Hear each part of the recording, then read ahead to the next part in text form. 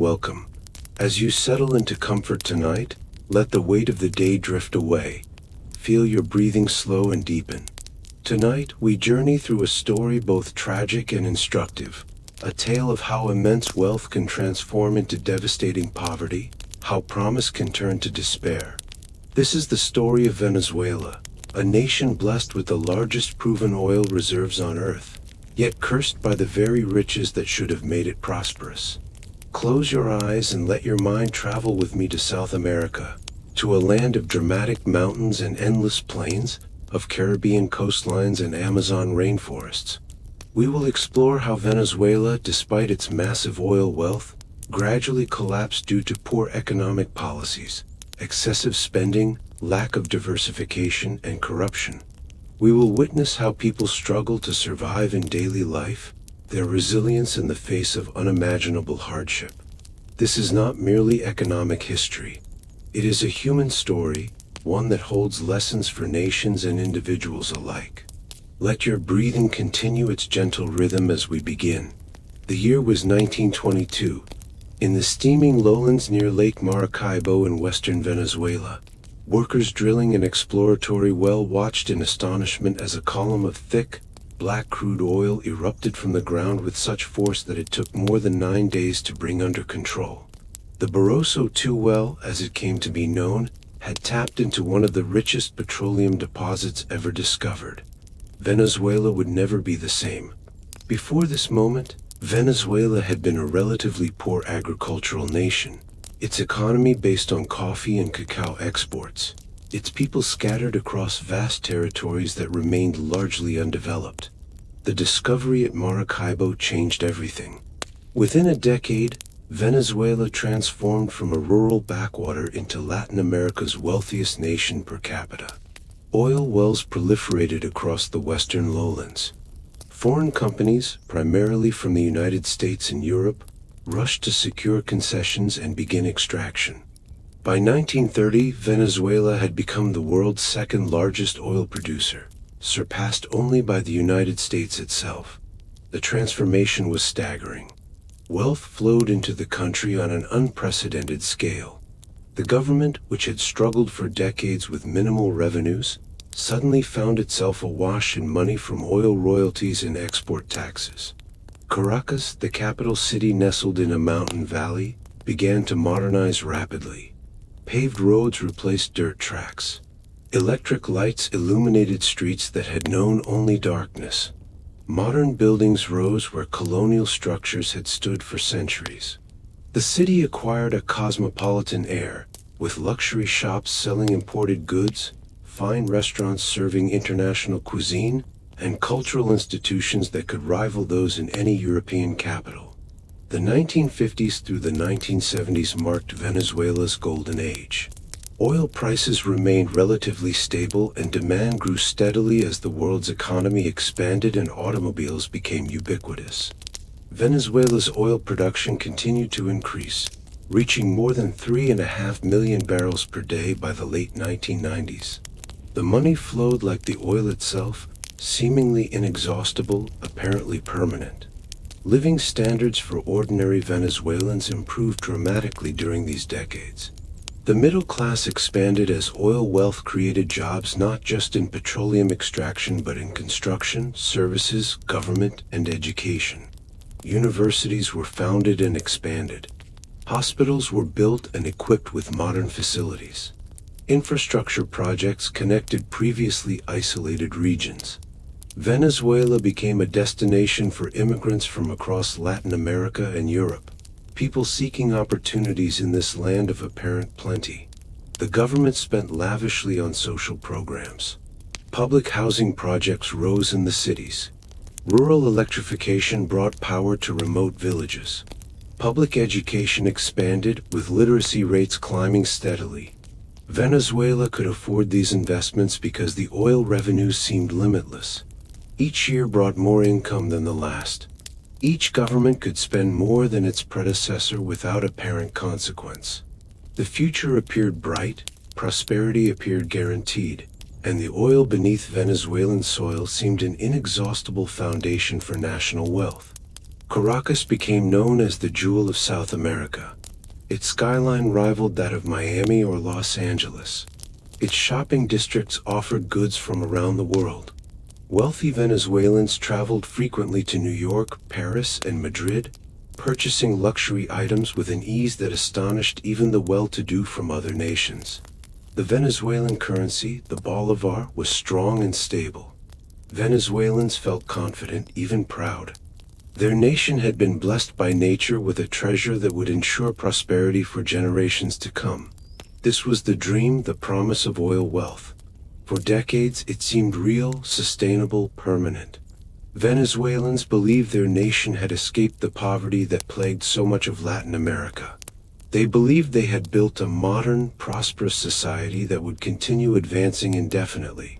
They believed the oil would always flow, the money would always come, and the good times would never end. It was a beautiful dream.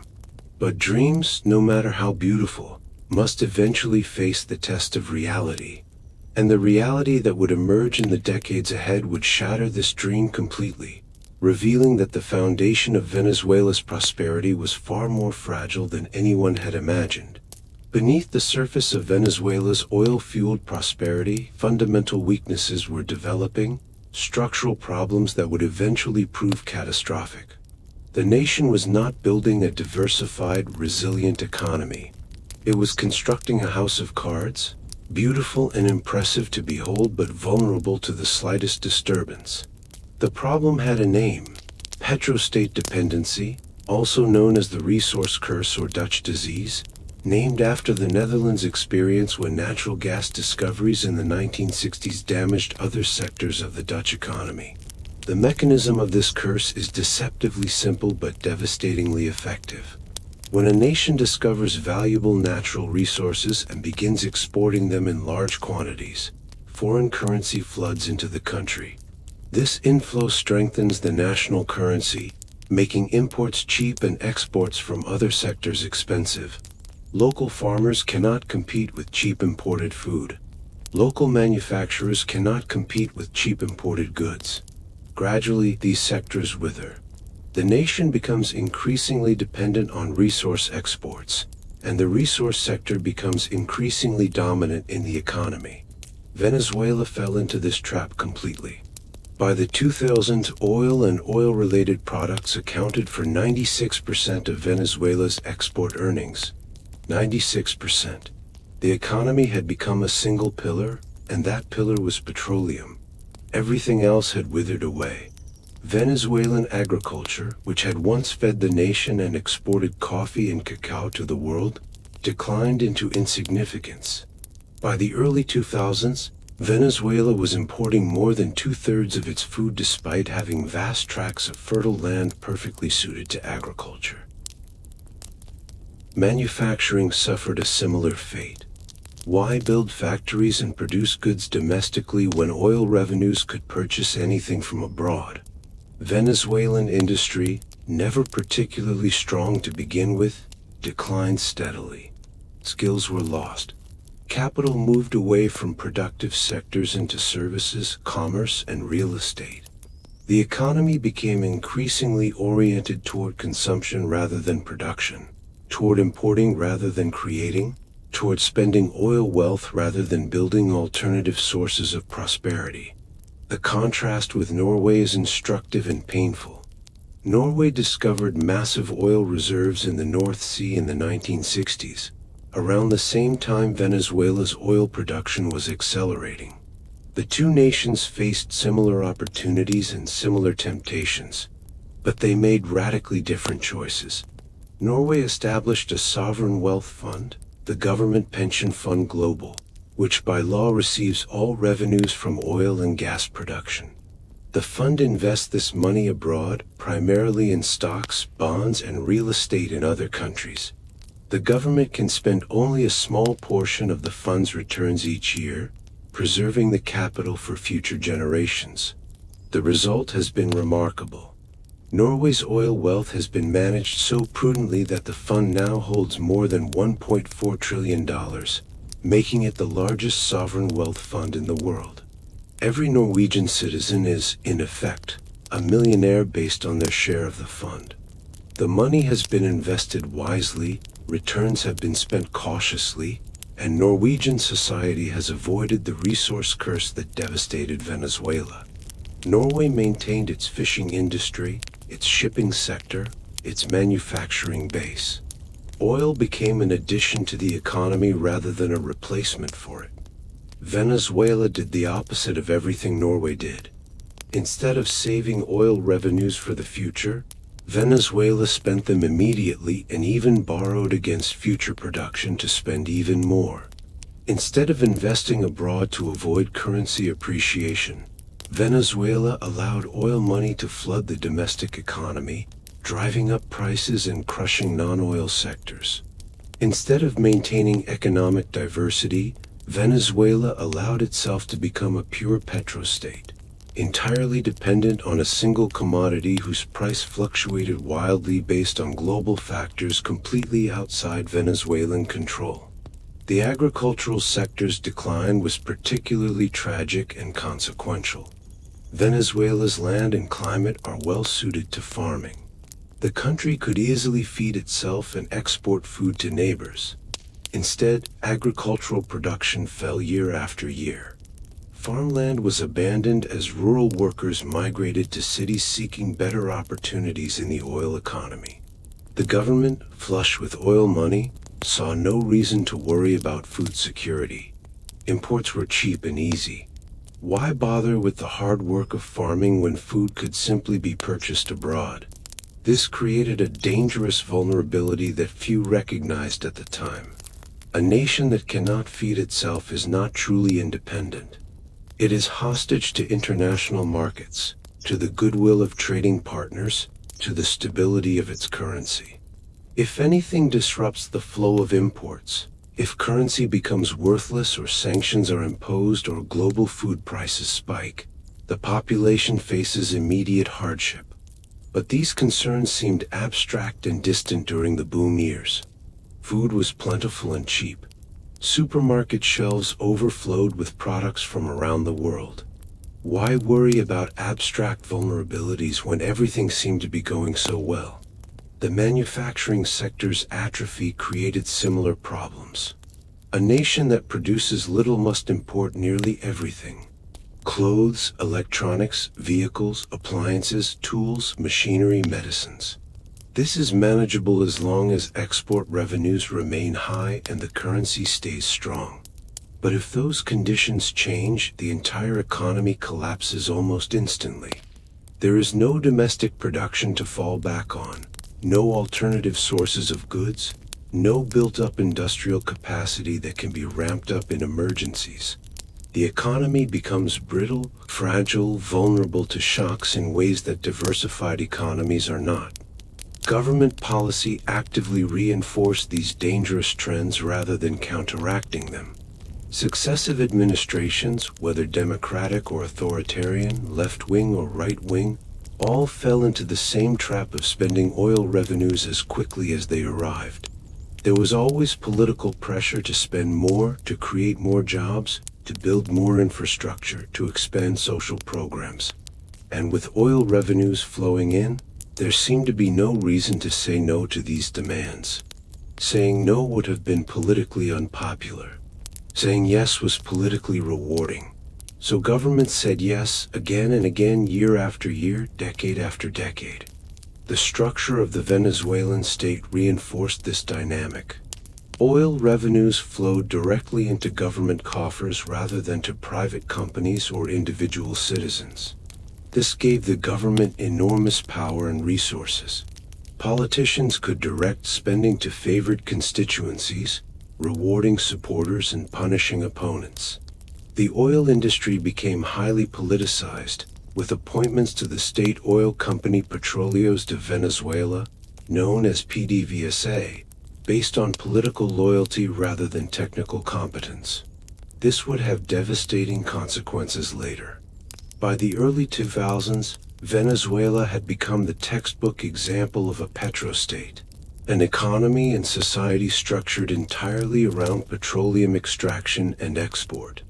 The seeds of dependency had been planted decades earlier, had grown steadily year after year, and had now produced a tree that dominated the entire landscape, blocking sunlight from reaching anything else, drawing all nutrients to itself, creating an environment where nothing else could thrive. The economy looked strong, the nation looked prosperous, but this appearance was deceptive. Beneath the surface, Venezuela had become extraordinarily vulnerable, dependent on factors beyond its control, unprepared for shocks that were inevitable given the volatile nature of global oil markets. The question was not whether Venezuela's oil-dependent economy would face a crisis. The question was when and how severe the crisis would be when it finally arrived. Hugo Rafael Chavez Frias came to power in Venezuela in 1999, promising revolution. A former Army lieutenant colonel who had attempted a military coup in 1992, Chavez portrayed himself as a champion of the poor, an opponent of the corrupt political establishment, and a fierce critic of capitalism and American influence in Latin America. His election marked a turning point in Venezuelan history, setting the nation on a course that would ultimately lead to catastrophe. Chavez's appeal was understandable. Despite decades of oil wealth, Venezuela remained a deeply unequal society. A significant portion of the population lived in poverty, dwelling in sprawling slums called barrios that clung to hillsides around Caracas and other cities. These communities lacked basic services, suffered high crime rates, and felt abandoned by the political establishment. For these Venezuelans, the oil boom had brought little benefit. They watched wealth flow through their country while they struggled to survive. Chavez spoke directly to these marginalized communities. He promised social justice, wealth redistribution, and an end to political corruption. He invoked Simón Bolívar, Venezuela's independence hero, calling his movement the Bolivarian Revolution. He styled himself as a man of the people, speaking in crude, direct language, appearing regularly on television in marathon broadcasts where he sang, told jokes, and railed against enemies foreign and domestic. His charisma was undeniable. His connection with poor Venezuelans was genuine. They believed he truly cared about them in ways previous leaders had not.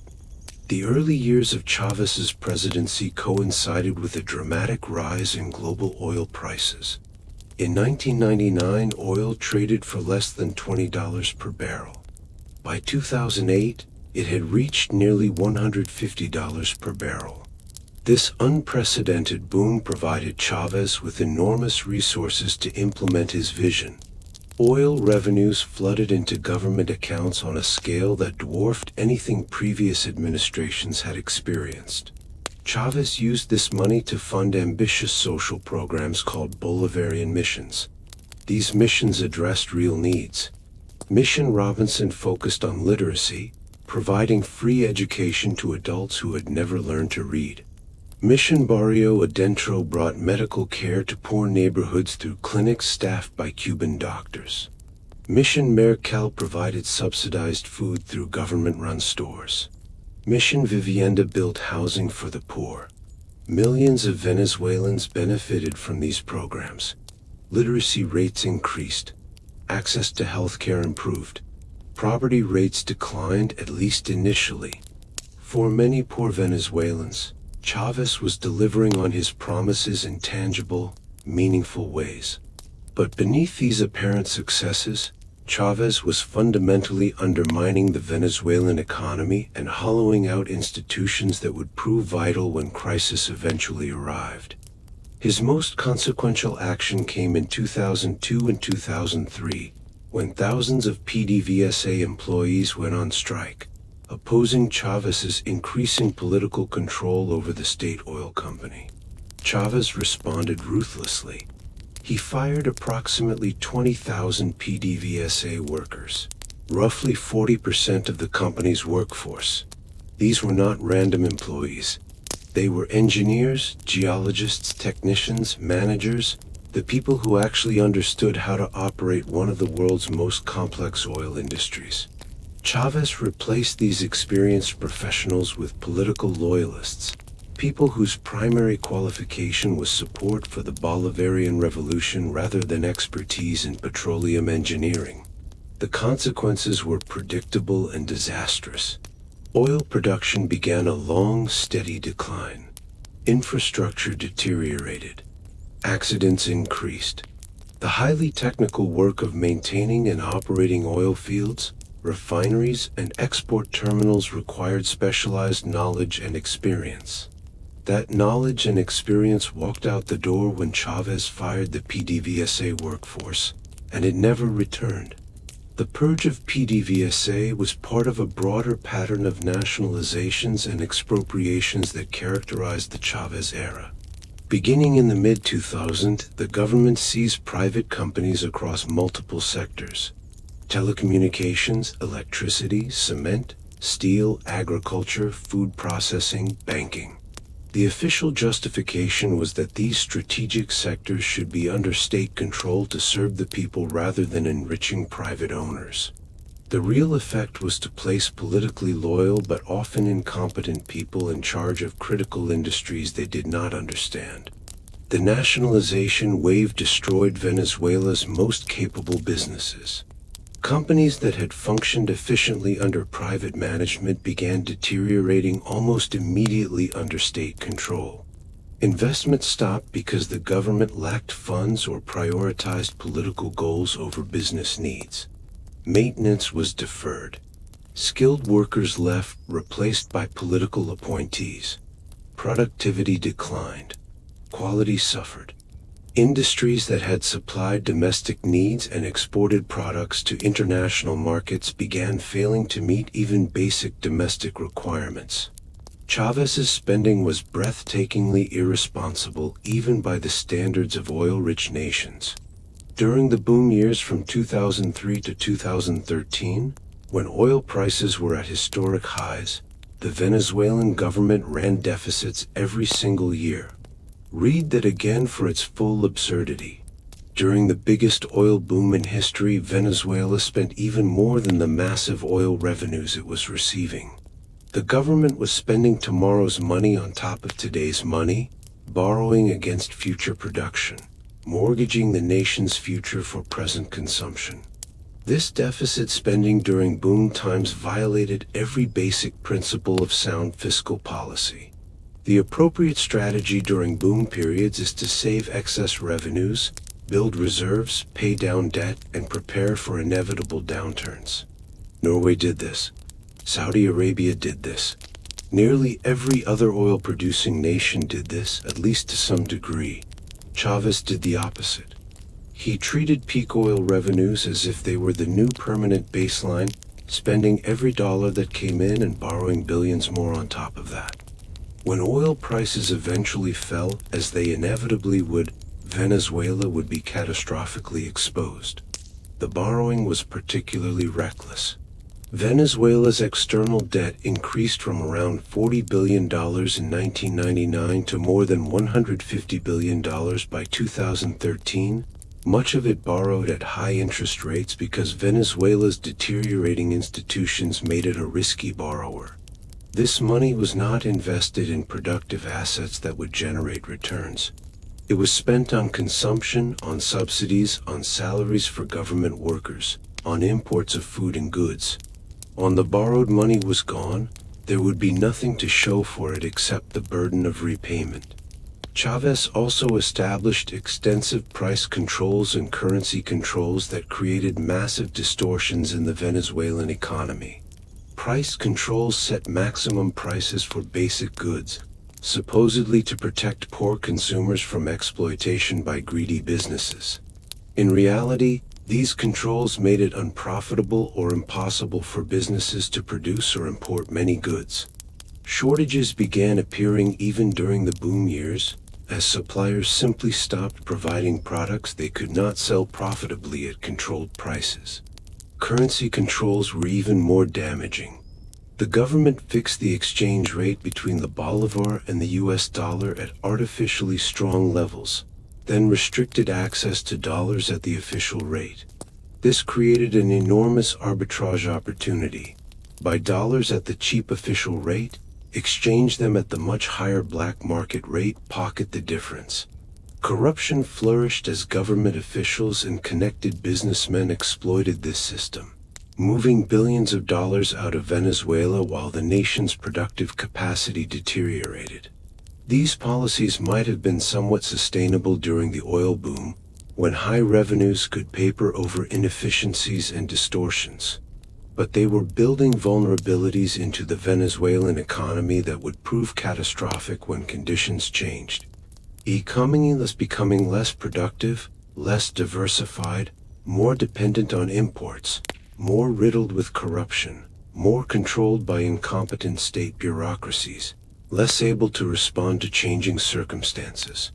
And all of this was happening while oil prices remained high and money flowed freely. When Hugo Chavez died of cancer in March 2013, he left behind a complicated legacy. Millions of poor Venezuelans mourned him genuinely, grateful for the programs and benefits he had provided.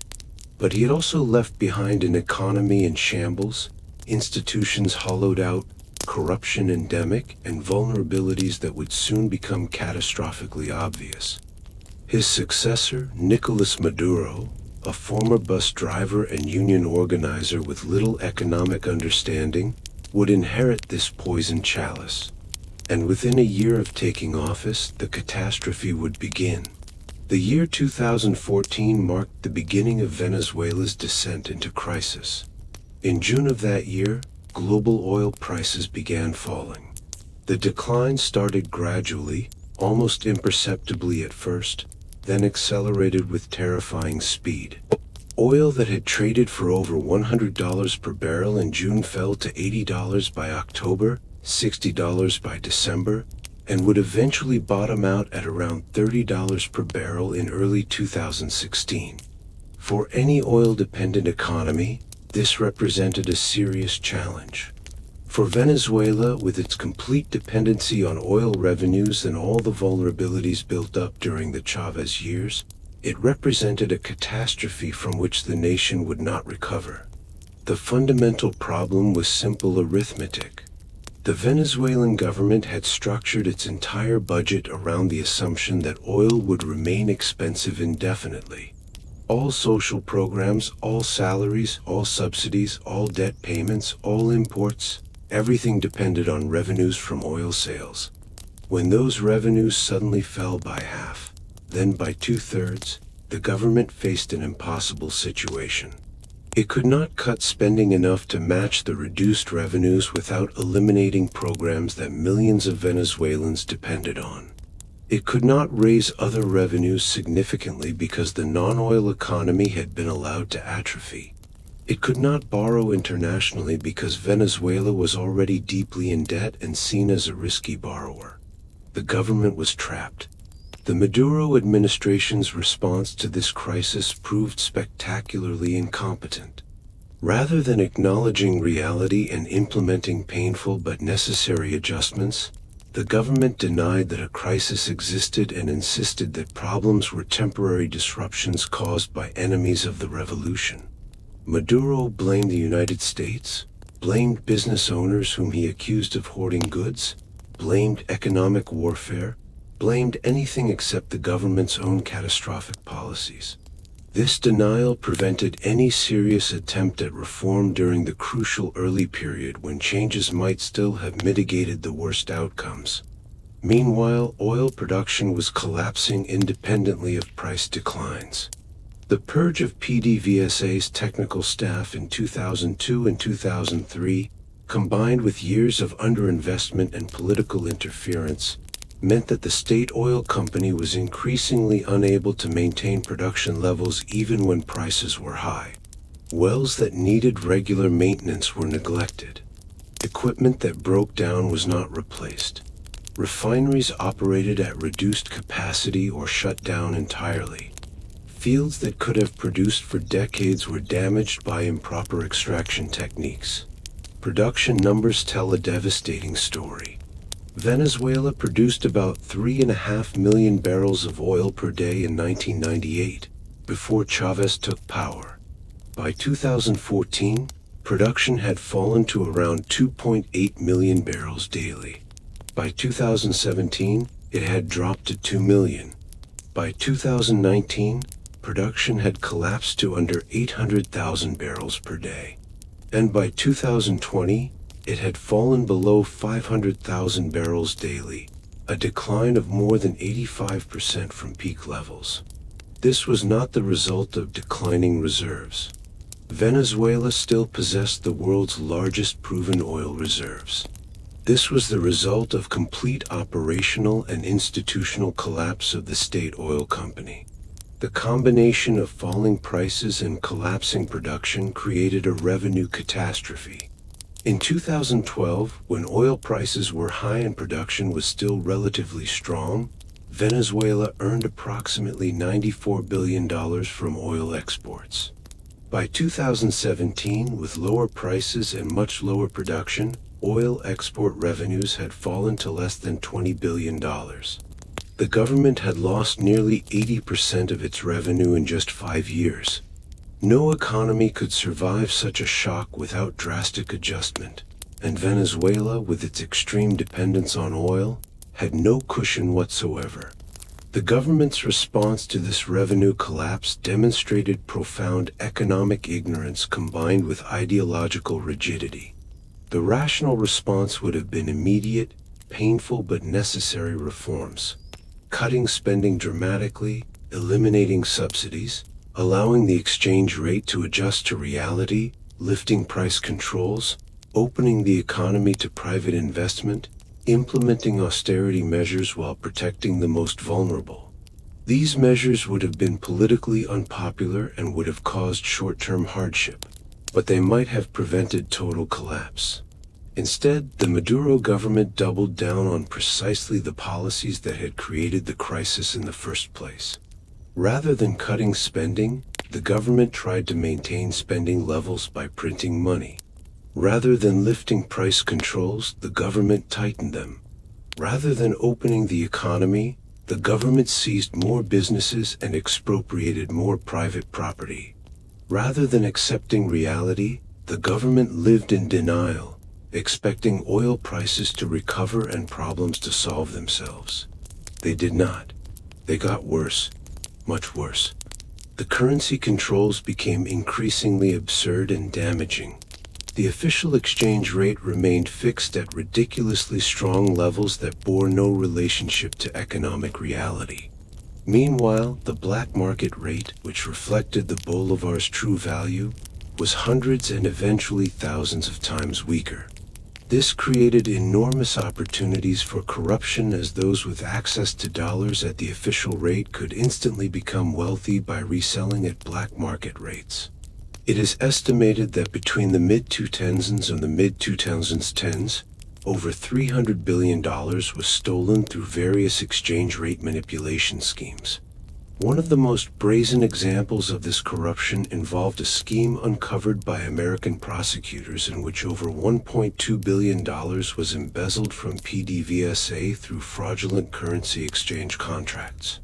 Officials accepted bribes to approve fake transactions. Money was laundered through complex international networks, and Venezuelan oil revenues disappeared into foreign bank accounts and luxury assets abroad. This was not an isolated incident. It was one example among hundreds of similar schemes that drained billions from the Venezuelan state while the economy collapsed and ordinary people suffered. The extent of corruption during this period almost defies comprehension. Multiple investigations across 26 countries have identified at least $70 billion in Venezuelan state assets stolen by government officials and their associates. PDVSA alone lost an estimated $17 billion to graft, bribery, and fraudulent contracts, according to independent estimates. The Ministry of Food allegedly saw $27 billion embezzled. The Ministry of Electricity lost $25 billion. Transportation projects consumed $22 billion with little to show for it. The Ministry of Health saw $1.5 billion disappear. These are just the cases that have been identified and are being investigated. The true total is likely far higher. This corruption was not merely a moral failing. It directly contributed to the economic collapse. Money that should have been invested in maintaining oil production was stolen instead. Money that should have purchased food for hungry people was diverted to foreign bank accounts. Money that should have maintained electrical infrastructure was embezzled, contributing to the later collapse of the power grid. At every level, the institutions that were supposed to serve the Venezuelan people were instead looting them, and this looting accelerated as the crisis deepened and oversight collapsed completely. The government's foreign borrowing added another dimension to the disaster. Venezuela borrowed tens of billions of dollars from China and Russia during the boom years, pledging future oil deliveries as collateral. When production collapsed and Venezuela could not deliver the promised oil, these debts became unserviceable. Venezuela defaulted on billions in bonds in 2017, cutting itself off from international credit markets. The nation that had once been Latin America's wealthiest was now unable to borrow money even at exorbitant interest rates because no one believed Venezuela would or could repay. International sanctions imposed by the United States and other countries further complicated Venezuela's situation, though the extent to which sanctions caused versus merely exacerbated the crisis remains debated. The U.S. imposed sanctions on Venezuelan officials in 2015, on the oil sector in 2019, and expanded sanctions repeatedly thereafter. These sanctions made it more difficult for Venezuela to sell oil, access international financial systems, and obtain spare parts and technology needed for oil production. However, the collapse was well underway before the most severe sanctions were imposed, and the fundamental causes were domestic policy failures rather than external pressure. By 2017, the perfect storm had fully materialized. Oil prices remained low. Production continued falling. Government revenues had collapsed. International borrowing was impossible. Corruption was rampant. Institutions were dysfunctional. Ideology prevented rational policy responses. And the government, trapped by its own failures and unable to admit them, was about to make the single worst policy decision in Venezuelan economic history. It would attempt to solve the revenue crisis by printing unlimited amounts of money. The result would be hyperinflation on a scale rarely seen in modern history, a monetary catastrophe that would destroy what remained of the Venezuelan economy and plunge millions into desperate poverty. To understand how Venezuela's hyperinflation developed and why it became so severe, one must understand a fundamental principle of economics. Governments cannot create real wealth simply by printing money. Money is a medium of exchange, a way to measure and transfer value, but it is not value itself. When a government prints more money without a corresponding increase in goods and services available in the economy, the result is inevitably inflation. Each unit of currency represents a claim on a smaller portion of the available goods. Prices rise to reflect this reality. The money becomes less valuable. Venezuela's government, faced with collapsing oil revenues and unwilling to cut spending, turned to the central bank and demanded it create money to cover government deficits. The Central Bank of Venezuela, which had once been independent but had been brought under political control during the Chavez era, complied. It began printing bolívares at an accelerating rate, creating money out of thin air to pay government salaries, fund social programs, and purchase imports. The money supply expanded by 20 to 30% per month in some periods. This was economic insanity, but it was politically easier than admitting failure and implementing painful reforms. The effects were swift and devastating. Inflation had been high in Venezuela for years, running in double digits even during good times. In 2014, inflation reached 69% annually, the highest in the world. In 2015, it climbed to 181%. In 2016, it accelerated to 4,000%. But these figures, shocking as they were, represented just the beginning. In November 2016, monthly inflation exceeded 50% for the 30th consecutive day. By the technical definition used by economists, Venezuela had entered hyperinflation. Hyperinflation is not merely very high inflation. It is a complete breakdown of the monetary system, a situation where money loses its fundamental function as a store of value and even its utility as a medium of exchange. It creates a vicious cycle. The government prints money, prices rise, the government needs more money to buy the same goods and services, so it prints even more, which causes prices to rise even faster, requiring even more money printing, in an accelerating spiral that feeds on itself. Breaking this cycle requires drastic measures that the Maduro government was unwilling or unable to implement. By 2017, inflation reached 4,000% annually. During the Christmas season that year, shops stopped using price tags because prices were rising so rapidly that printed tags became outdated within hours. Customers had to ask staff how much items cost, and the answer depended on when you asked. A product that cost 1,000 bolivares in the morning might cost 1,200 by afternoon. People began calculating prices in minutes rather than days, watching the black market exchange rate on their phones, doing mental arithmetic to convert bolivar prices into dollar equivalents to determine if something was actually affordable. The year 2018 saw inflation spiral completely out of control. Estimates of the annual inflation rate for that year vary, but reputable sources place it between 130,000% and 1,000,000%.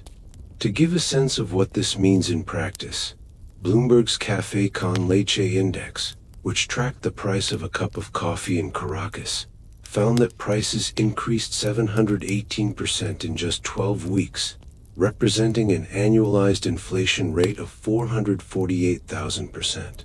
A cup of coffee that cost 100 bolivares on Monday might cost 150 by Friday and 200 by the following Monday. The International Monetary Fund projected that inflation would reach 10 million% by the end of 2019. 10 million%. Such numbers become almost meaningless because the human mind struggles to comprehend them. How do you imagine prices doubling every few weeks or even days? How do you plan for a future when the currency in your pocket might lose half its value while you walk from one shop to another? The government, desperate to maintain some appearance of control, attempted several currency reforms that only made things worse. In 2018, Maduro announced the removal of 5 zeros from the bolivar and the creation of a new currency called the Bolivar Soberano, or Sovereign Bolivar. A new 1 Bolivar Soberano note would equal 100,000 old bolivars. The government claimed this would solve the inflation problem. It did not. Hyperinflation simply continued from the new baseline. Within months, the Bolivar Soberano had lost most of its value just as the old Bolivar had. The government also created a cryptocurrency called the Petro, supposedly backed by Venezuelan oil reserves, and attempted to peg the new currency to it. The Petro was widely regarded as a worthless joke. Venezuela's oil production was collapsing, its reserves were pledged as collateral for debts it could not repay, and a cryptocurrency created by a government with zero credibility could not possibly serve as a meaningful anchor for anything. The Petro scheme was abandoned within months, having accomplished nothing except further undermining confidence in the government's competence. Living under hyperinflation creates a surreal nightmare that pervades every aspect of daily existence. Consider the simple act of grocery shopping. You go to a store with a pocket full of cash, perhaps millions or billions of bolivares in high-denomination bills. You pick up a few items. Some cooking oil, rice if available, perhaps a chicken if you are fortunate. You get to the counter and the clerk calculates the total. You begin counting out bills, stacks of them, only to realize you do not have enough. The prices have increased since yesterday when you checked. You put some items back and pay for the rest with an enormous pile of nearly worthless paper. Salaries became completely disconnected from reality. By early 2019, the monthly minimum wage in Venezuela was 18,000 sovereign bolívares, equivalent to about $5.50 American at the black market exchange rate. $5.50 for a month of full-time work. This was less than the price of a Happy Meal at McDonald's, as journalists noted at the time. Even relatively well-paid professionals like doctors and teachers earned only $20 or $30 per month. It became impossible to survive on a salary. Workers abandoned their jobs because the money they earned could not buy food for a single day, much less support a family for a month. The velocity at which people spent money accelerated dramatically. Under normal circumstances, people hold on to money for days, weeks, or months, using it as needed. Under hyperinflation, holding money means watching it become worthless. Venezuelans learned to spend any cash they received as quickly as possible, converting it into anything with lasting value. If you received payment in the morning, you spent it by afternoon. If you had to hold it overnight, you would likely find it worth significantly less by morning. This behavior, rational for individuals, further accelerated inflation by increasing the velocity of money circulation through the economy. The banking system effectively collapsed. Banks became irrelevant when depositing money meant watching it evaporate. Why put money in a savings account when the interest rate, even if it were 10% monthly, would still leave you far behind an inflation rate of hundreds of percent monthly? Cash itself became a problem. Banks could not get enough physical currency to meet demand because even high-denomination bills had such little value that people needed enormous quantities for any transaction. Automated teller machines ran out of cash within minutes of being refilled. People carried money in bags rather than wallets. Some Venezuelans found creative ways to cope, though these solutions were available only to a lucky few. Young people discovered that playing online video games could earn more than traditional employment. Games like RuneScape and World of Warcraft have economies where players can earn virtual gold or currency by completing tasks. This virtual currency can be sold to players in wealthy countries for real dollars. Venezuelans became gold farmers, spending hours daily playing games, earning a few dollars that meant the difference between eating and starving. They were being paid cents per hour by developed world standards, but this was more than they could earn in professional jobs in Venezuela. Others with internet access and some capital turned to cryptocurrency trading. Bitcoin and other cryptocurrencies became alternative stores of value and means of exchange, allowing people to conduct transactions without using the worthless bolivar. Cryptocurrency provided a way to receive payments from abroad, to preserve savings, and to conduct business without exposing oneself to hyperinflation. Venezuela's cryptocurrency usage became among the highest in the world, driven entirely by desperation and the total failure of the national currency. The economic contraction that accompanied hyperinflation was staggering in its severity.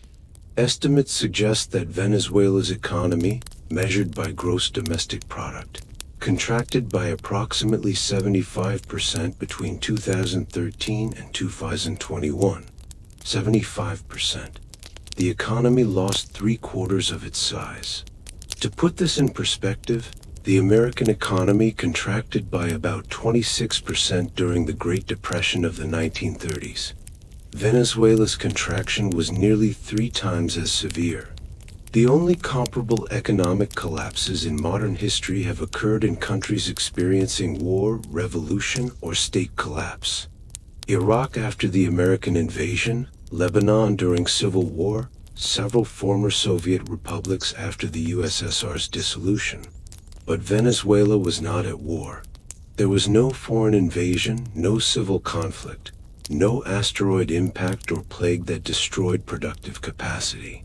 This was purely a self-inflicted wound, the result of catastrophically bad economic policies sustained over years despite mounting evidence of failure. The economy contracted because the government destroyed it through incompetence, ideology, and corruption. Businesses closed because they could not operate under price controls and currency restrictions. Workers lost jobs because companies could not afford to pay them. Imports dried up because Venezuela could not pay for them and had no functioning currency with which to trade. The economy essentially reverted to barter in many areas, with people exchanging goods directly rather than using money that had become worthless. International comparisons highlight the unprecedented nature of Venezuela's collapse. Economists have noted that Venezuela's economic contraction exceeded that of Germany after World War I, of America during the Great Depression, of Russia during the 1990s, and of Zimbabwe during its own hyperinflation in the 2000s. Only catastrophes like the Bosnian War or the Soviet collapse produced comparable economic devastation, and those were cases of actual war and state disintegration. Venezuela managed to create depression-level economic catastrophe through policy failures alone, during peacetime in a country blessed with natural resources. The psychological and social impacts of hyperinflation and economic collapse are difficult to quantify but were profound and lasting. Trust in institutions evaporated completely. Trust in currency disappeared. Trust in government became a dark joke. People learned that promises meant nothing, that savings were worthless, that planning for the future was impossible. The social contract that holds societies together frayed and in many places snapped entirely. When money has no value, when work earns nothing, when markets do not function, civilization itself begins to break down. And in Venezuela, that breakdown was about to become visible in the most basic and primal way possible, through hunger. The human body requires approximately 2,000 calories daily to maintain health and function. More for active individuals, somewhat less for sedentary ones. When caloric intake falls significantly below this level for extended periods, the body begins consuming itself, breaking down fat reserves first, then muscle tissue, eventually compromising organ function. Hunger is not merely an inconvenience or discomfort. Extended malnutrition causes permanent damage, particularly in children whose growing bodies and developing brains require adequate nutrition. This is what happened to millions of Venezuelans as the economic collapse translated into food crisis. The food shortages began gradually during the oil boom years as price controls and economic distortions created supply problems. Certain items would periodically disappear from store shelves: milk, chicken, cooking oil, rice, sugar. These shortages were annoying but manageable. People learned which stores might have scarce items, lined up when supplies arrived, purchased extra to store at home. The government blamed economic warfare, claimed that hoarders and speculators were hiding goods, threatened businesses with nationalization if they did not keep shelves stocked. The real problem was that price controls made it unprofitable or impossible to produce or import many foods, so suppliers simply stopped providing them. As the economic crisis deepened after 2014, the food situation deteriorated from annoying to serious to catastrophic. Imports dried up because Venezuela could not pay for them with a worthless currency and lacked dollars to conduct international trade. Domestic production had been crippled by nationalizations and failed agricultural policies. Distribution networks broke down as the economy collapsed. The result was hunger on a mass scale in a nation that should have been able to feed itself easily with its fertile land and oil wealth to purchase imports. By 2016, over 80% of Venezuelans reported that they did not have enough money to buy food. This did not mean they were cutting back on restaurant meals or luxury items. It meant they could not afford to feed themselves and their families adequately. Supermarket shelves, which had once overflowed with products from around the world, stood empty. Stores received periodic deliveries of basic staples like flour, rice, or cooking oil, triggering crowds of desperate people who formed lines stretching for blocks, waiting hours for a chance to purchase whatever was available before supplies ran out. The government established a system of food distribution called CLAP, Local Supply and Production Committees, which delivered boxes of subsidized food to households every month or 2 or 3. These boxes contained basic staples, some flour, rice, pasta, canned goods, perhaps powdered milk or cooking oil. The contents varied based on availability.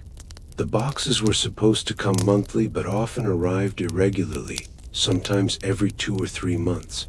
For many families, these boxes represented the bulk of their food supply, making them completely dependent on government distribution for survival.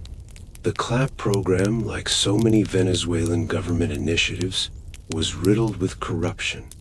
Officials skimmed supplies, sold boxes on the black market, directed deliveries to political supporters while denying them to opposition areas. The program also became a tool of political control, with reports that families who did not demonstrate loyalty to the government had their food deliveries cut off. But even when the boxes arrived as promised, they contained nowhere near enough food for a family to survive for a month. They provided perhaps a week's worth of calories if carefully rationed. For the remaining 3 weeks, families had to find food however they could. A study conducted by Venezuelan universities found that the average Venezuelan lost 19 pounds in body weight during 2017 alone. 19 pounds in a single year. This was not voluntary dieting. This was involuntary starvation, the body consuming itself because adequate food was simply not available.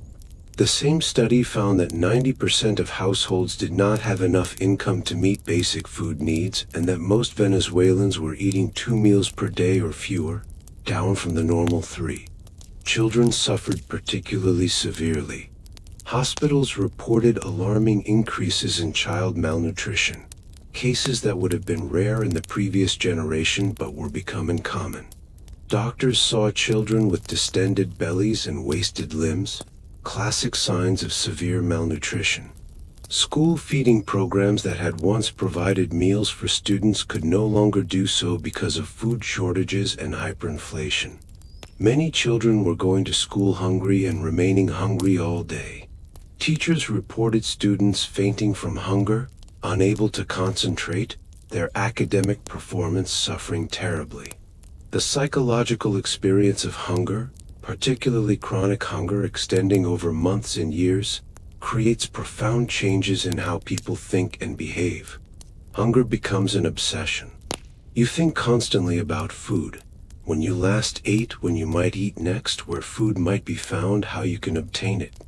Other concerns fade into insignificance beside the imperative of finding enough to eat. Social bonds fray as even family members compete for limited food resources. Dignity erodes when you must beg or scavenge or degrade yourself for a meal. As the food crisis intensified, Venezuelans were forced to make choices that would have been unthinkable in earlier years. People began eating meals that consisted of a single food item, perhaps rice or pasta with nothing else, because that was all they could afford or find. Meat became an unattainable luxury for most families, consumed only on rare occasions when someone managed to earn or trade for enough to purchase a chicken or a bit of beef. Fruits and vegetables, once plentiful in markets, became expensive rarities. Diets collapsed into monotonous consumption of whatever starches could be obtained. When even these inadequate foods became unavailable or unaffordable, Venezuelans turned to sources of nutrition that in better times would never have been considered. Reports emerged of people hunting pigeons, capturing and eating birds that are common in cities but not normally consumed. Families raised rabbits not as pets but as potential food sources. There were reports, denied by the government but corroborated by journalists, of people slaughtering and eating dogs and cats. Stray animals began disappearing from neighborhoods as hungry people viewed them not as living beings but as potential meals. The zoo in Maracaibo became the site of a particularly tragic story. Animals began dying not from natural causes but from being killed and butchered by intruders who broke in to steal them for food. An anteater, a pony, pigs, birds, all were killed and taken. Zoo officials, themselves struggling with insufficient resources to feed the animals, were helpless to prevent the thefts. The incident became international news, a symbol of how desperate the situation in Venezuela had become. People supplemented inadequate diets by eating things they could find for free. Mangoes and other fruits that fell from trees became precious resources, gathered and consumed by people who would previously never have needed to scavenge for food. Those living near areas with vegetation would gather wild plants, some edible, some barely so. Yucca, a starchy root that could be found growing wild or in abandoned fields, became a staple for people who had no other options. For those with any remaining resources or connections, the struggle became finding food for purchase at prices that were constantly rising with hyperinflation. Markets and small shops continued operating but with limited selections at prices that doubled weekly or daily. People with family members abroad who could send money had an advantage, receiving remittances in dollars that could be exchanged for bolívares at black market rates, providing purchasing power that domestic incomes no longer offered. Remittances from immigrants became one of Venezuela's largest sources of foreign currency, a remarkable and tragic reversal for a nation that had once attracted immigrants seeking opportunity. The government's response to the food crisis ranged from denial to propaganda to ineffective distribution programs to raids on businesses accused of hoarding. Maduro appeared regularly on television, well-fed and apparently unconcerned, claiming that reports of hunger were exaggerated or fabricated by enemies. He suggested Venezuelans were actually getting too fat, needing to diet, remarks that demonstrated stunning disconnection from the reality facing his citizens. When undeniable evidence of food shortages and malnutrition emerged, the government blamed economic warfare, sanctions, the opposition, businesses, anyone except its own catastrophic policies. The tragedy of Venezuela's hunger is that it was completely avoidable. Venezuela has land capable of producing abundant food. The nation has or had oil wealth that could purchase any needed imports. The Venezuelan people are capable and willing to work. But government policies had destroyed agricultural production, currency collapse made imports impossible, and economic dysfunction prevented markets from functioning. The food was out there somewhere in the world. It simply could not reach Venezuelans who desperately needed it because the economic and political system had broken down so completely that even the most basic function of providing food to the population had become impossible. As Venezuelans struggled with hunger, they were simultaneously dealing with another crisis that would make daily survival even more difficult: the complete failure of basic infrastructure, including electricity and water systems that modern life depends on. Few things are taken for granted more thoroughly than electricity and running water. We flip switches expecting lights to illuminate. We turn faucets expecting clean water to flow. We plug in appliances expecting them to function. These assumptions are so fundamental that most people in developed nations never question them. In Venezuela, these basic utilities that underpin modern civilization failed systematically, plunging millions into conditions that resembled the pre-industrial age more than the 21st century. Venezuela's electrical system had been one of the most advanced in Latin America. The country is blessed with enormous hydroelectric potential, particularly the Guri Dam complex on the Caroni River, which when completed in the 1970s was one of the world's largest hydroelectric facilities. At its peak, Venezuela's electrical grid had generating capacity of over 34,000 megawatts, more than sufficient to supply the entire nation with reliable power. But decades of underinvestment, corruption, and mismanagement would reduce that capacity catastrophically. The warning signs appeared early. Rolling blackouts began occurring during the Chavez years, even when oil revenues were high and money was supposedly plentiful. The government blamed El Niño weather patterns, blamed drought affecting hydroelectric generation, blamed sabotage by enemies. The real causes were lack of maintenance, underinvestment in infrastructure, theft of copper wire and other components from the electrical grid, and general incompetence in managing complex systems. But these problems were relatively minor at first, annoyances rather than catastrophes. As the economic crisis deepened after 2014, the electrical situation deteriorated rapidly. Thermal power plants that burned oil or natural gas to generate electricity could not obtain fuel or spare parts. Hydroelectric facilities suffered from lack of maintenance and falling water levels in reservoirs. Transmission lines that needed regular upkeep deteriorated. Substations failed. By 2018, Venezuela's installed generating capacity had fallen from 34,000 megawatts to roughly 6,000 megawatts, a collapse of more than 80%. Even this drastically reduced capacity could not be fully utilized because of transmission problems and fuel shortages. Blackouts became routine. Power would go out for hours each day in most parts of the country. Outside Caracas, which received somewhat preferential treatment, blackouts lasting 8 or even 12 hours daily became normal. People adapted their lives around electricity schedules, planning activities for times when power might be available, rushing to complete tasks requiring electricity before the next blackout. Businesses operated on generator power when they could afford diesel fuel, which was itself increasingly scarce and expensive. Those who could not afford generators simply closed during blackouts, losing hours of productive time and income every day. The situation reached a crisis point in March 2019 when a series of massive blackouts left most of Venezuela without power for days. The first blackout began on March 7th and lasted 5 days for many areas, some regions remaining dark for as long as a week. A second massive blackout occurred on March 25th, a third in April.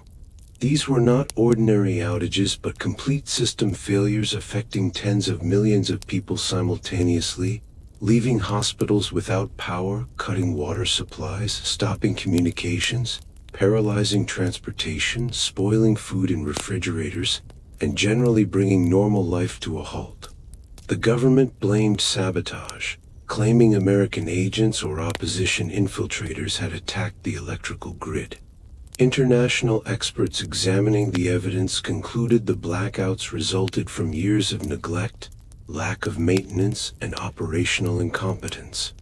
The grid had become so fragile that system failures cascaded catastrophically, overloading components until large sections shut down entirely. Bringing power back online after such massive failures is complex and time-consuming even for skilled operators with adequate resources. 4 PDVSA engineers working with outdated equipment and minimal spare parts. It took days. Living without electricity for days or weeks transforms daily existence in ways people in stable societies can barely imagine. Refrigeration stops, meaning any perishable food spoils within a day. In Venezuela's tropical climate, this means virtually all food spoils quickly. Families lost whatever food they had stored, watching it rot because there was no way to preserve it and no reasonable expectation that they could replace it easily. Cooking became difficult. Electric stoves did not function. Those with gas stoves could cook if gas was available, which it often was not. Some resorted to making small fires with wood or charcoal, cooking outdoors like people did centuries ago. Communications infrastructure depended on electricity. When power failed, cell phone towers stopped functioning. Internet access disappeared. Televisions were useless. People could not call family members, could not access news, could not communicate beyond their immediate physical vicinity. The isolation was profound, particularly during extended blackouts when there was no way to know when power might return or what was happening in the rest of the country or the world. Healthcare suffered catastrophically from power failures. Hospitals require electricity for life support systems, for medical equipment, for sterilization, for refrigeration of medicines and blood supplies. Venezuelan hospitals tried to maintain backup generators, but fuel shortages and mechanical failures meant generators often did not function when needed. Reports emerged of patients on ventilators dying when power failed and backup systems did not engage. Surgeries were performed by flashlight when possible or postponed indefinitely. Dialysis patients missed treatments because machines did not work. The healthcare system, already strained by medicine shortages and staff departures, became unable to provide even basic care during blackouts. Water systems failed when electricity did because pumps require power. Many Venezuelan cities and neighborhoods depend on pumped water rather than gravity-fed systems. When pumps stop, water stops flowing. During the major blackouts of 2019, over 2/3 of Venezuelans were left without running water. This was not a matter of inconvenience. This was a genuine public health emergency. Humans require water to drink, to cook, to maintain hygiene. Without running water, people resorted to collecting water from rivers, streams, and wells that might be contaminated. Disease outbreaks became inevitable. The water crisis persisted even when electricity was available in some form. Water treatment plants required chemicals that were not available. Pumping stations needed spare parts that could not be obtained. Distribution pipes leaked or broke and were not repaired. By some estimates, half or more of the water entering Venezuelan water systems was lost to leaks before reaching consumers. Even when water did flow from taps, it was often contaminated, unsafe to drink without boiling, and intermittent, available for only a few hours per day. Venezuelans adapted however they could. Those who could afford it purchased water tanks to store water when it was available, hoping to accumulate enough to last through periods when the supply stopped. Others carried water manually from sources that were flowing, filling bottles and containers, lugging heavy loads home. Children skipped school to help gather water. The basic task of obtaining clean water, something that should have been provided automatically by infrastructure, became an exhausting daily challenge consuming hours of time and physical effort. Hygiene suffered predictably. Bathing became irregular, a luxury when water was available. Toilets could not be flushed regularly. Clothes were washed infrequently because water and soap were both scarce. Disease spread more easily in these conditions. Diarrheal illnesses increased. Skin infections became common.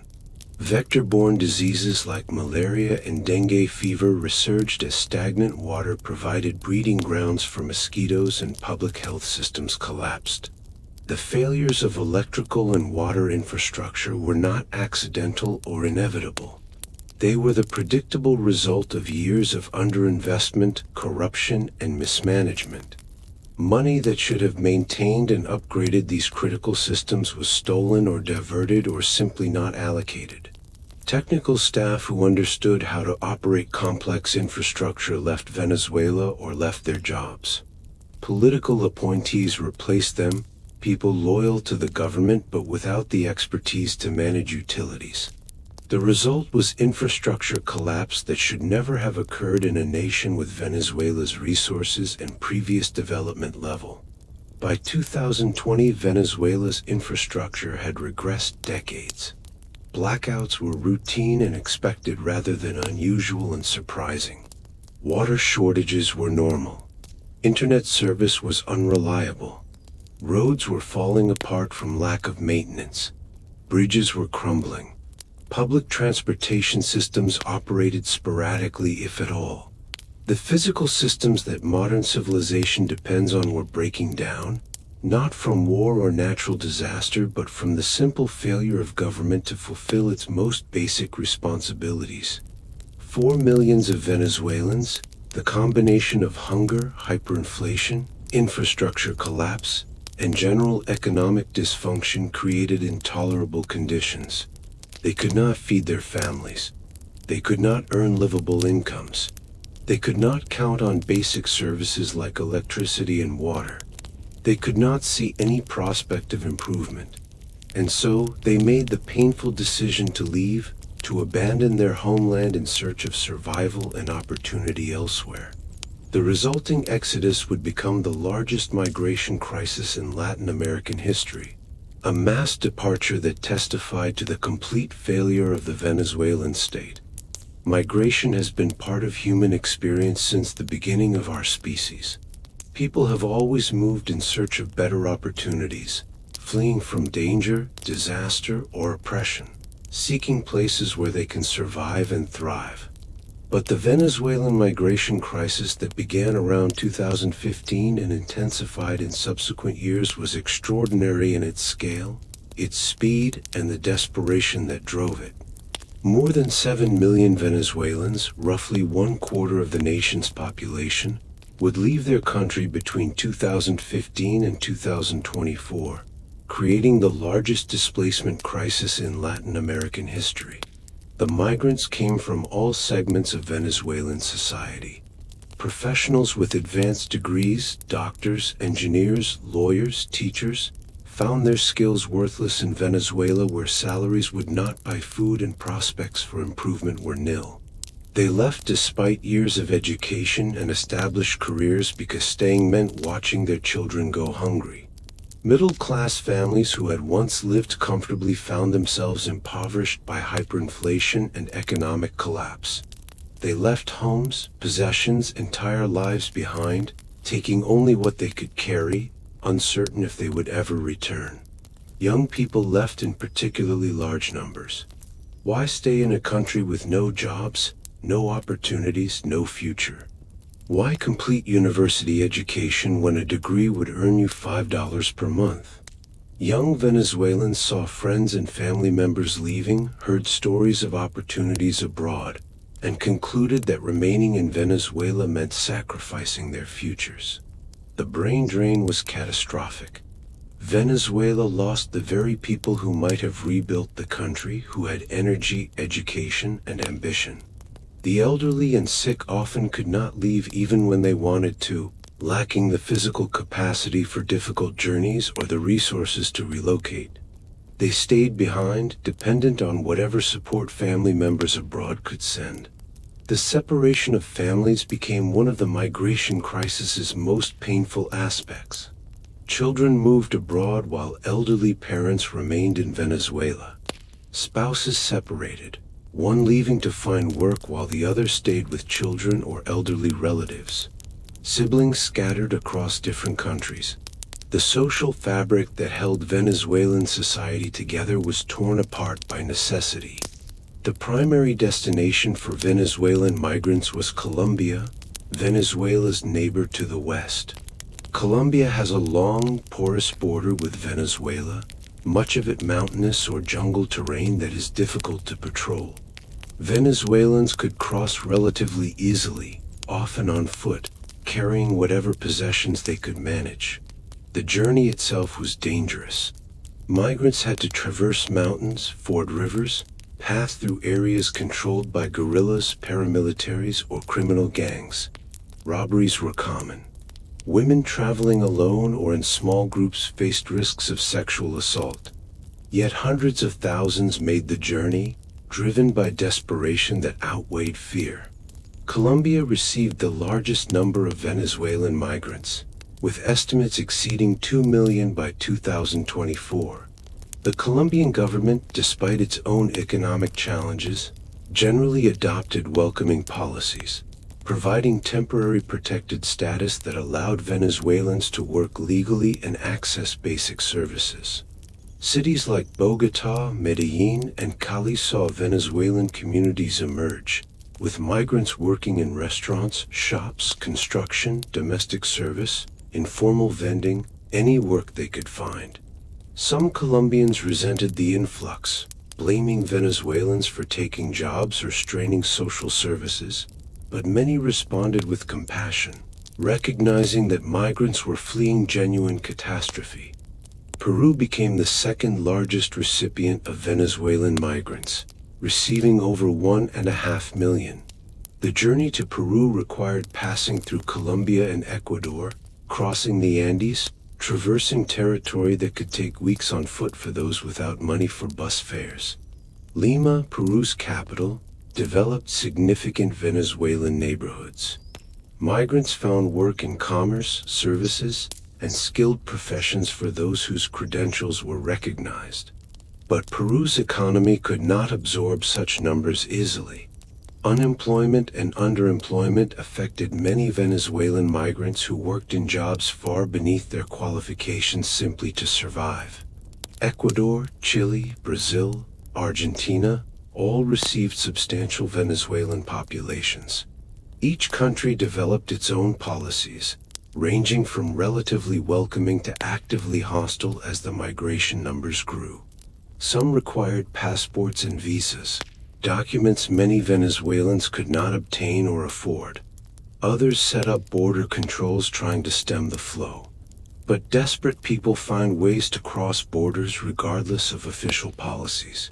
Migrants entered illegally if legal entry was not possible, disappearing into informal economies, vulnerable to exploitation but at least having escaped Venezuela. The journey many migrants undertook would become legendary for its difficulty and danger. The Darien Gap. This region of dense jungle and swampland between Colombia and Panama has no roads, no infrastructure, no settlements except a few indigenous communities. It is one of the most dangerous and impenetrable regions in the Americas. Crossing requires days of walking through jungle, wading through rivers and swamps, climbing steep terrain, with no guarantee of finding food or shelter. Wildlife poses dangers. Disease is endemic. Criminal groups prey on migrants, robbing, kidnapping, or worse. Yet thousands of Venezuelans crossed the Darien Gap, driven by determination to reach the United States or escape conditions in South America that were only marginally better than Venezuela. Families with young children attempted the crossing, carrying toddlers through jungle, protecting them from animals and insects, hoping they would survive to reach safety. Many did not make it. Bodies were found in the jungle, migrants who died from exhaustion, disease, snake bites, or violence. The exact toll will never be known because many who disappeared left no record of their journey. Those who survived the Darien Gap faced thousands more kilometers of travel through Central America and Mexico, another series of dangers and hardships before reaching the U.S. southern border. The entire journey from Venezuela to the United States could take months, cost thousands of dollars, and expose migrants to repeated robbery, assault, and exploitation.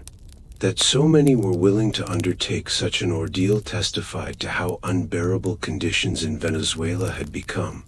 In the Caribbean, Trinidad and Tobago, a small island nation just off Venezuela's coast, received tens of thousands of Venezuelan migrants despite having a population of only about 1.4 million. The journey across the water was short but dangerous. Migrants crowded into small boats, often unseaworthy, hoping to make the crossing before being intercepted. Boats capsized. People drowned. Those who made it faced detention or deportation unless they could prove their need for protection. Yet still they came, risking death for a chance to escape. Spain became the primary destination for Venezuelans migrating to Europe, receiving over 500,000. Spain shares linguistic and cultural ties with Latin America, making it a logical choice for migrants who could afford the journey. Many Venezuelans had Spanish or Italian ancestry, qualifying for citizenship in those countries, giving them legal status and access to the broader European Union. Those with resources to purchase plane tickets and navigate visa requirements found Spain relatively welcoming. Those without such advantages had to rely on more difficult paths or remained in South America. The United States received approximately 600,000 Venezuelan asylum seekers and migrants by 2024, though exact numbers are difficult to determine because of irregular entries and varying legal statuses.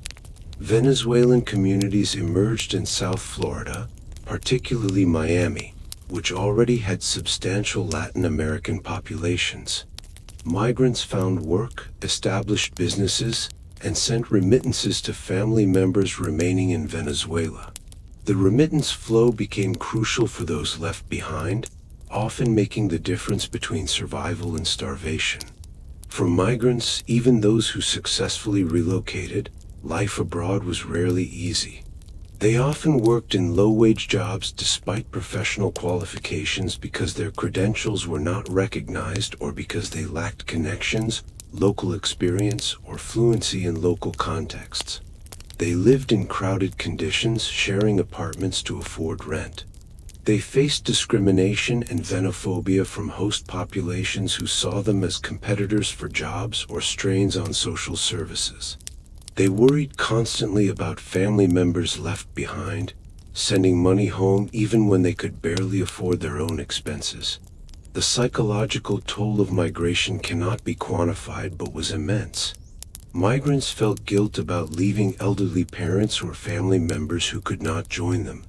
They grieved the loss of their homeland, their culture, their entire previous lives. They struggled with identity, no longer fully Venezuelan but not yet fully integrated into new societies. Children grew up between cultures, speaking Spanish at home but the local language outside, feeling neither fully Venezuelan nor fully belonging to their adopted countries. This cultural displacement, this sense of being unmoored, affected millions. For those who remained in Venezuela, the mass exodus created additional hardships. Families were separated across continents. The most educated, skilled, and enterprising Venezuelans had left, taking human capital with them. Communities were depleted, particularly of young people. Schools and universities lost students. Hospitals and clinics lost doctors and nurses. Businesses lost workers and customers. The spiral deepened as departures reduced the capacity of those remaining to maintain even basic functions of society. Yet even in these conditions, millions of Venezuelans chose or were forced to stay. Some could not afford to leave. Others felt too old to start over elsewhere. Some had responsibilities they could not abandon. Elderly parents requiring care, children in school, businesses or property they hoped might retain value, or simply deep attachment to the land where they were born. These Venezuelans faced the daily struggle of survival in a failed state, adapting however they could, enduring hardships that should never have been necessary, waiting and hoping for change that might never come. The migration crisis reflected not just individual tragedies but a spectacular national failure. Venezuela, which for decades had been a destination for migrants seeking opportunity, had become a source of desperate refugees fleeing collapse. The nation that had boasted of its oil wealth and prosperity was now exporting its most precious resource, its own people. And for those millions who left, the question lingered, would they ever be able to return home? Would Venezuela recover? Or had this exodus become permanent, a diaspora that would define the nation for generations to come? The story of Venezuela's collapse is not merely a tragic accident or an unfortunate coincidence of unlucky circumstances. It is a case study in how nations fail, how prosperity can transform into poverty, how apparently stable societies can disintegrate with shocking speed. The lessons emerging from Venezuela's experience are sobering and instructive, relevant not just to other developing nations but to any society that assumes its prosperity is permanent and its institutions are invulnerable. The first and most fundamental lesson concerns economic diversification. Venezuela's complete dependence on oil revenues created a fatal vulnerability. When oil prices were high, this dependency seemed like a blessing, providing enormous resources without requiring the difficult work of building diverse productive sectors. When oil prices fell and production collapsed, the dependency revealed itself as a curse. An economy built on a single pillar, no matter how strong that pillar seems, is inherently fragile. When the pillar cracks, everything collapses. Norway's contrasting experience with oil wealth demonstrates that resources themselves are not destiny. Norway and Venezuela both discovered major oil reserves at roughly the same time. Both had opportunities to use that wealth to build prosperous, resilient societies. Norway succeeded by saving oil revenues, investing them abroad, maintaining economic diversity, and limiting government spending to sustainable levels. Venezuela failed by spending all revenues immediately, borrowing against future income, allowing non-oil sectors to atrophy, and treating boom-time revenues as the permanent baseline for government spending. The difference was not luck or resources or even initial conditions. The difference was governance, institutions, and policy choices. Norway had strong institutions with checks and balances, rule of law, low corruption, and political leaders who thought beyond the next election. Venezuela had weak institutions, political polarization, high corruption, and leaders who prioritized short-term political gains over long-term sustainability. The same resource wealth produced completely opposite outcomes because of governance differences. The second lesson concerns the danger of populism and short-term thinking. Hugo Chávez's Bolivarian revolution appealed to genuine grievances of poor Venezuelans who had been excluded from oil prosperity. His promises of social justice and wealth redistribution resonated because inequality was real and entrenched. But his policies addressed symptoms rather than causes. He spent oil revenues on consumption rather than investment. He seized businesses rather than creating conditions for businesses to thrive. He attacked institutions rather than strengthening them. He prioritized loyalty over competence, ideology over pragmatism, rhetoric over results. The initial successes of Chávez's social programs, funded by historically high oil prices, masked underlying failures.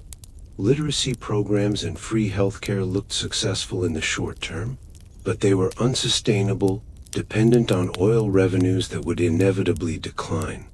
When revenues collapsed, the programs collapsed with them, leaving people dependent on them with nothing. A more responsible approach would have used oil wealth to build sustainable institutions. Education systems that produced skilled workers, healthcare systems that could operate without massive subsidies, agricultural and industrial sectors that could survive without oil wealth. The purge of PDVSA in 2002 and 2003 exemplifies the danger of politicizing technical institutions.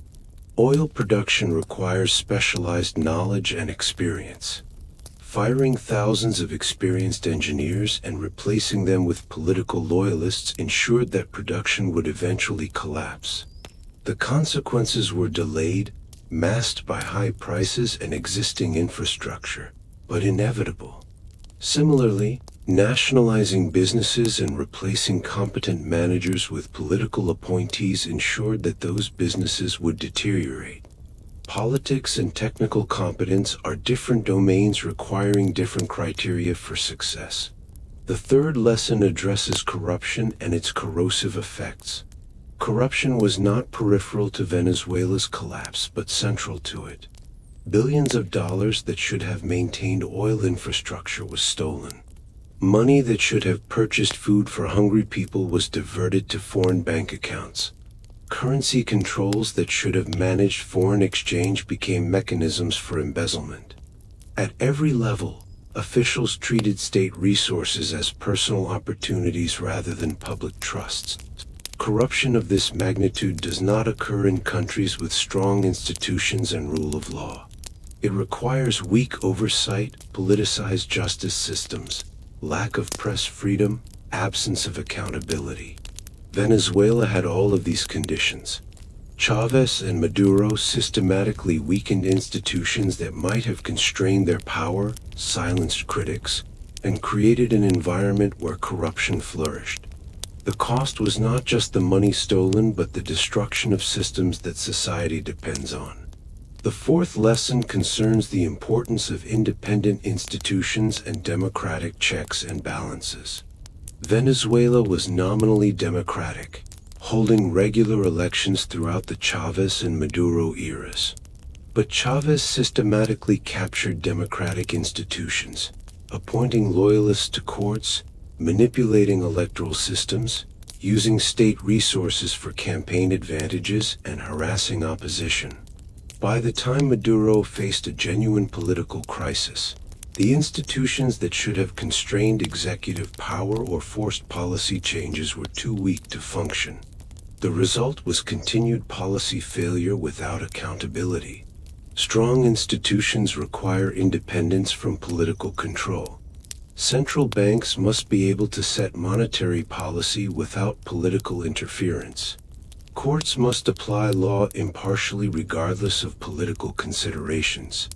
Electoral authorities must ensure fair processes. Media must be able to criticize government without facing retribution. In Venezuela, all these institutions were compromised or destroyed. The predictable result was policy made without constraint, ideology without reality check, power without responsibility. The fifth lesson addresses the psychology of denial and the danger of blaming external enemies rather than acknowledging internal failures. Throughout the crisis, the Venezuelan government refused to acknowledge that its own policies were causing catastrophe. Every problem was attributed to economic warfare, American sanctions, sabotage by the opposition, or hoarding by businesses. This denial prevented necessary policy changes during the critical period when adjustment might still have prevented the worst outcomes. Denial was not merely Maduro's personal failing, but a characteristic of the entire governing system. Admitting policy failure would have meant acknowledging that the Bolivarian Revolution had not succeeded, that Chavez's vision was flawed, that the entire ideological framework was mistaken. This was psychologically and politically impossible for leaders who had staked everything on that framework. So they continued doubling down on failed policies, printing money to cover deficits, maintaining price controls despite shortages, blaming enemies for problems they themselves had created. The international community's role offers another complex lesson. American sanctions and other external pressures certainly made Venezuela's situation worse, particularly sanctions on the oil sector imposed in 2019. But the collapse was well underway before the harshest sanctions were imposed, and its fundamental causes were domestic policy failures. External intervention, even well-intentioned, rarely solves crises rooted in governance failures. Only Venezuelans can ultimately fix Venezuela, and that requires political and institutional changes that external powers cannot impose. The sixth lesson concerns the permanence of institutional destruction.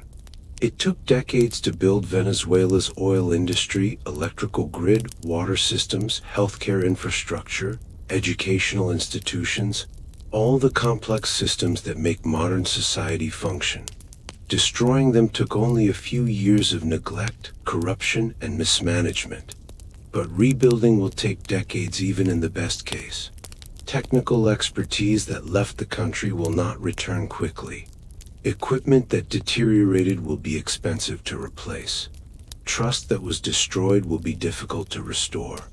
Even if ideal policies were implemented tomorrow, Venezuela faces decades of reconstruction.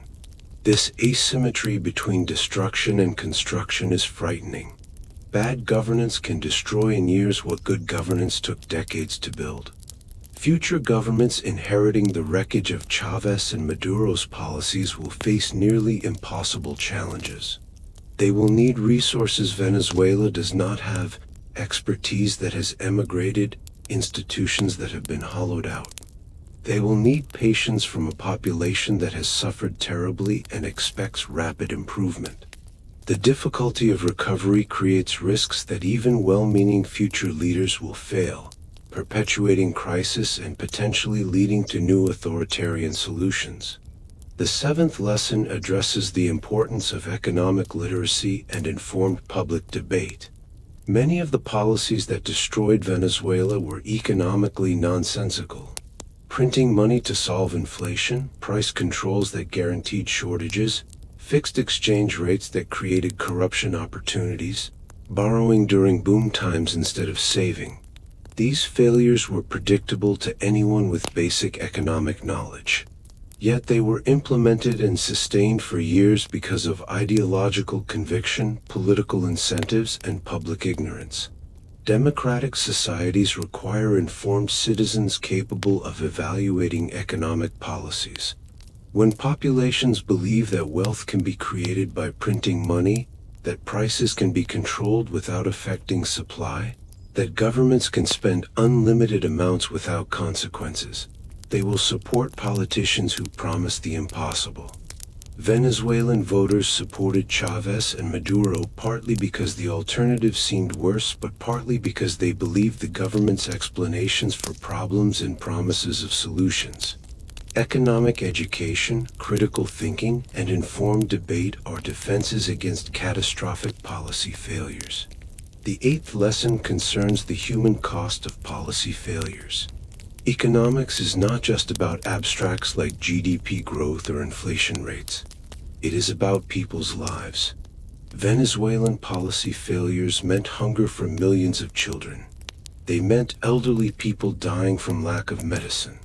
They meant families torn apart by migration. They meant skilled professionals forced to leave careers they had trained decades for. They meant the destruction of life plans, dreams, and possibilities for millions of individuals who deserved better from their government. Policy decisions have consequences that play out in human suffering. The officials who made these decisions largely shielded themselves from the consequences. They had access to dollars, imported food, private generators, secure water supplies. They sent their families abroad. They secured assets in foreign accounts. Meanwhile, ordinary Venezuelans suffered catastrophically from policies those officials implemented. This disconnect between decision makers and consequences creates conditions where terrible policies can persist because those with power to change them do not personally experience the pain they cause. The final lesson is perhaps the most sobering.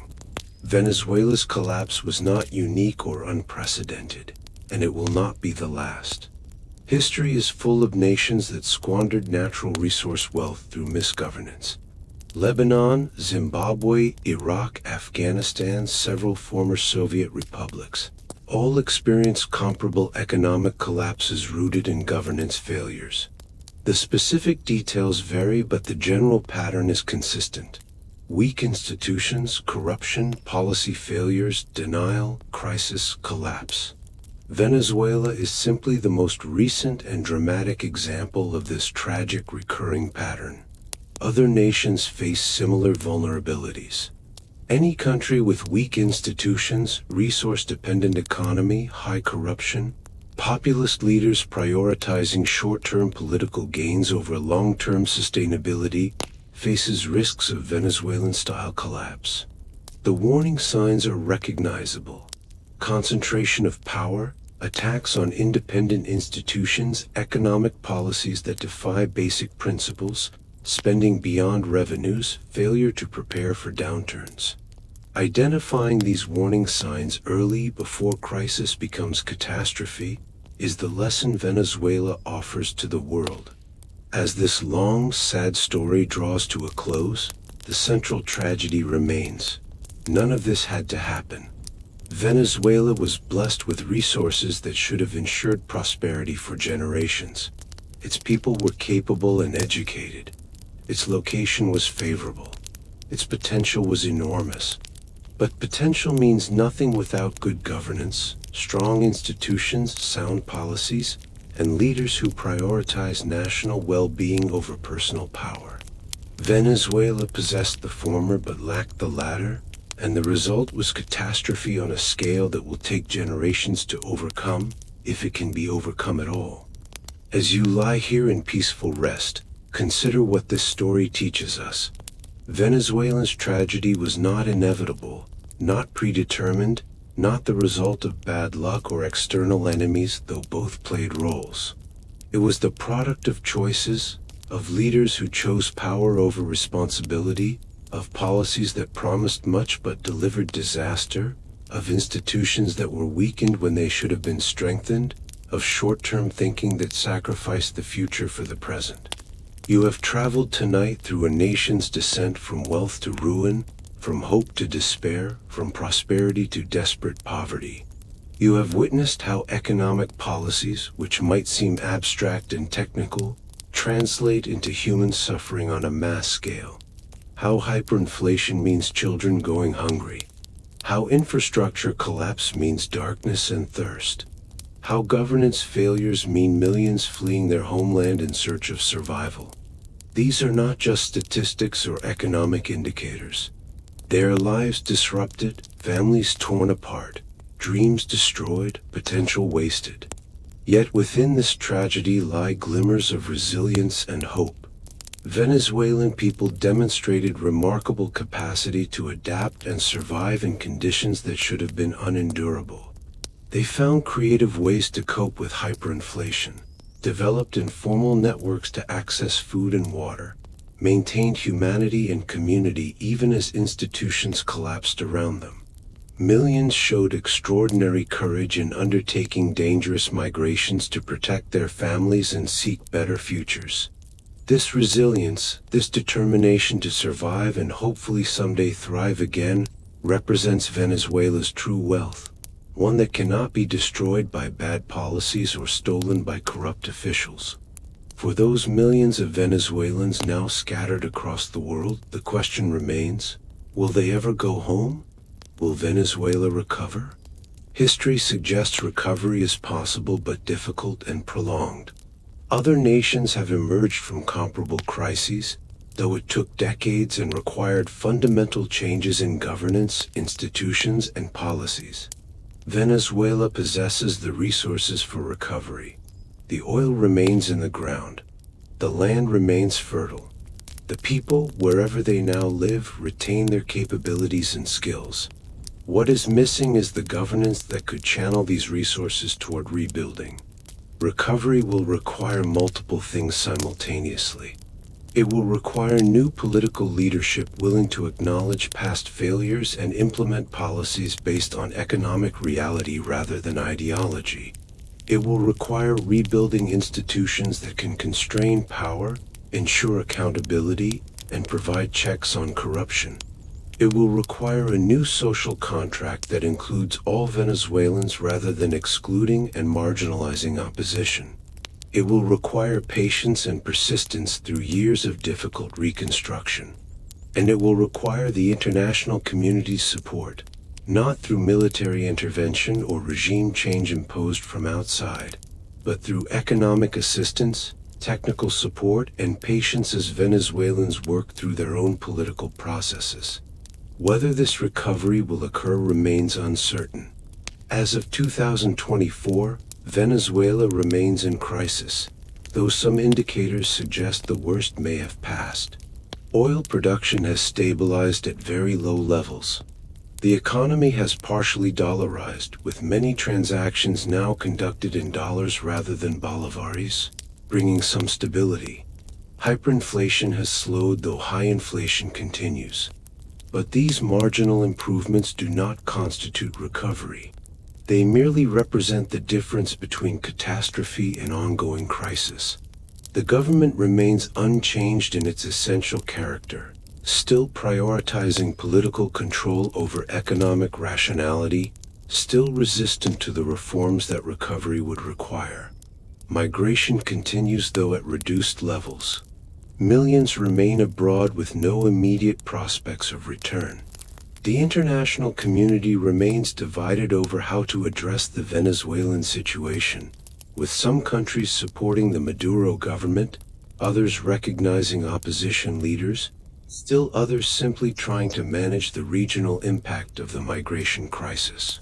For you settling into sleep, this story offers lessons that extend beyond Venezuela's borders. It reminds us that prosperity is fragile, dependent on sound governance and strong institutions rather than natural resource wealth alone. It demonstrates that democratic forms without democratic substance provide little protection against authoritarian excess. It shows how quickly complex systems can collapse when not properly maintained.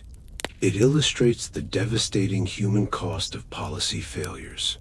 And it emphasizes the importance of learning from others' mistakes rather than repeating them. As your breathing deepens and sleep approaches, let these lessons rest gently in your mind.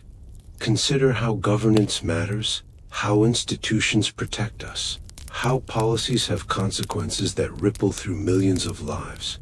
Consider the importance of holding leaders accountable, of maintaining independent institutions, of basing policies on evidence rather than ideology, of saving during good times to prepare for bad ones. These are not abstract political or economic principles. They are foundations of the societies that allow us to live in comfort and security rather than struggling daily for survival. Venezuela's story is not finished.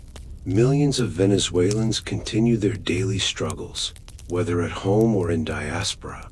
Some maintain hope that their nation will recover. Others have given up, accepting that the Venezuela they knew is gone forever. Time will reveal which perspective proves more accurate. But for tonight, the story provides its lessons, its warnings, its demonstrations of human resilience in the face of catastrophic failure. If you found this journey through Venezuela's collapse enlightening, if you appreciated understanding how economic policies translate into human consequences, please consider subscribing to this channel and liking this video. Your support helps us continue creating these deep explorations of history, economics, and the human experience. Share this story with others who might benefit from its lessons. And perhaps, in your own life and community, advocate for the kind of sound governance and strong institutions that prevent the catastrophes we have witnessed tonight. Sleep now in the comfort of your circumstances, grateful for the stability and security that sound governance provides, aware of how precious and fragile these conditions are, resolved perhaps to protect and strengthen the institutions and practices that maintain them. Tomorrow brings new challenges and opportunities. But tonight, rest peacefully, your mind enriched by understanding how nations succeed and fail, how wealth can become ruin, how human resilience endures even in the darkest circumstances.